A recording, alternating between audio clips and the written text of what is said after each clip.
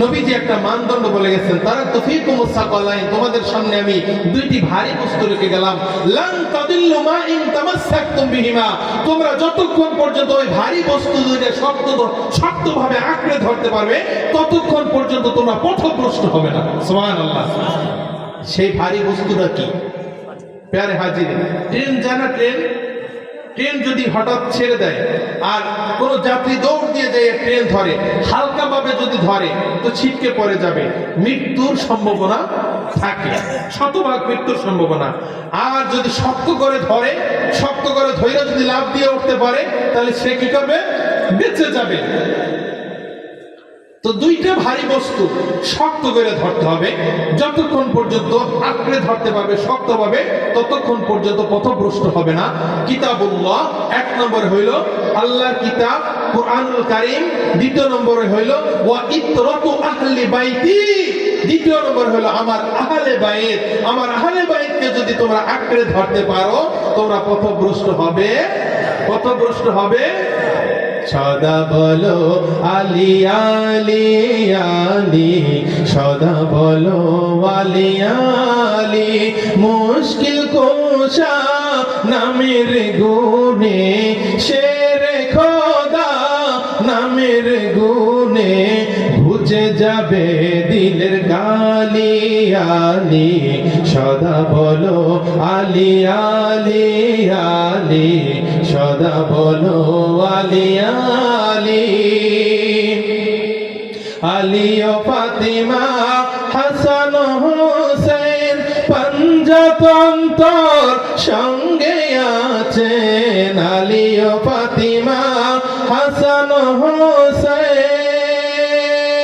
পঞ্জতন্তর সঙ্গে আছেন, মুর্শিদের মেহেরে ধ্যানের ঘরে, মুর্শিদের মেহেরে ধ্যানের ঘরে, দেখো জ্ঞানে রাখি খুলি আলী, সদা বলো আলী আলী আলী, সদা বলো আলী আলী।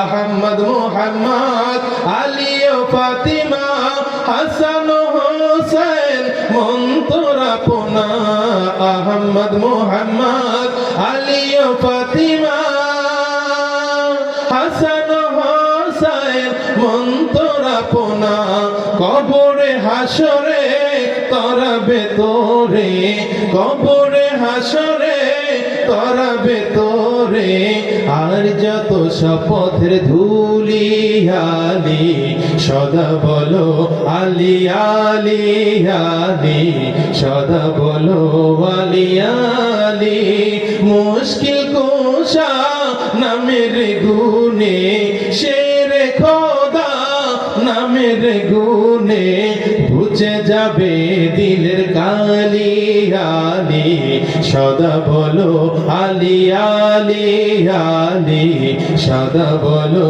আলী আলী। প্যারে হাজিরিন, মাওলা আলীর শান, মাওলা আলীর মান কত যে মহান।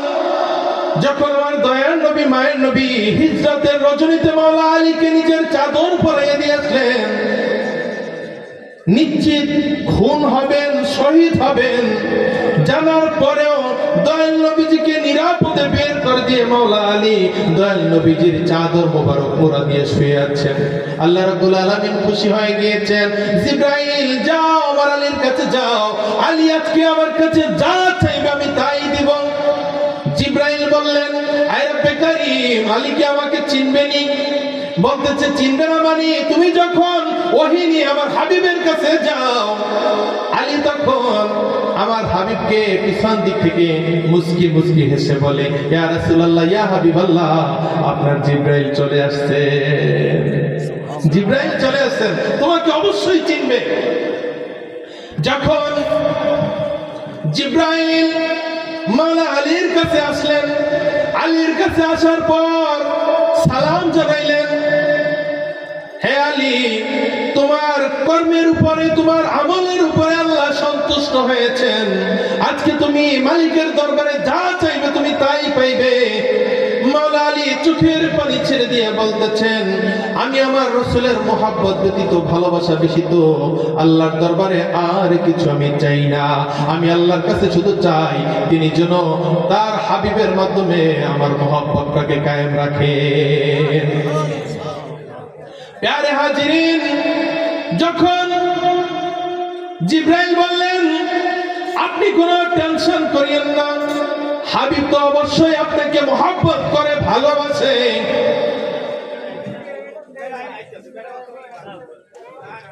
হাবিব আপনাকে মহব্বত করে ভালোবাসে, আপনি আল্লাহর দরবারে ফরিয়াদ জানান, কি চান আজকে আপনি তাই পাইবেন। মাওলা আলী বলেন, আমার হাবিবের মহব্বত ব্যতীত আল্লাহর কাছে আমি কিছুই চাই না। আল্লাহ জিবরাইলকে বলতেছে, জিবরাইল তুমি আমার আলীকে জানিয়ে দাও, সে আমার হাবিবের মুসিবতের সময় নিরাপদে বের করে সমস্ত মুসিবত নিজের কাঁধে নিয়ে নিয়েছেন। দুনিয়ার মানুষ যখন কোনো মুসিবতে পড়ে আর ইয়া আলী বলে ডাক দেবে, ইয়া আলী মুশকিল কুশা, আমার দয়ার নবীর খাতিরে, দয়ার নবীর মহব্বতে আলীকে ডাক দেওয়ার কারণে আমি আল্লাহ তার জীবনের সমস্ত বালা মুসিবত দূর করে দিব। প্যারে হাজিরিন।